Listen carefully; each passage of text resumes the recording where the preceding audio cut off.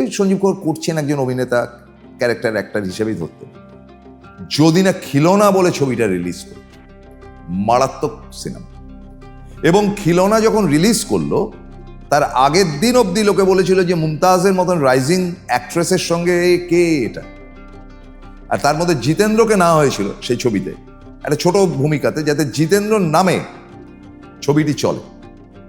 খিলৌনাতে একটা পাগলের রোল করেছিলেন এবং শেষে গিয়ে তার আবার পাগলামি কেটে যায়। তো অভূতপূর্ব পাগলের চরিত্রে, মানে কি ভয়াবহ বিভৎস, মানে ক্ষিপ্ত একটি লোকের পাঞ্জাবি ছিঁড়ে ফেলছে ইত্যাদি ইত্যাদি।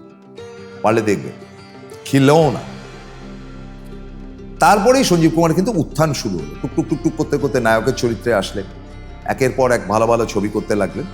কিন্তু মূলত সঞ্জীব কুমার নায়ক হিসেবে একবারে দারুণ পরপর ছবি করে যাচ্ছেন এটা হয়নি। অলওয়েজ কিন্তু একটা ছবি তৈরি হয়েছে তার মূল চরিত্রের জায়গা থেকে। সঞ্জীব কুমার না থাকলেও এমন একটি চরিত্র তিনি করতেন যেটাই কেন্দ্রীয় চরিত্র।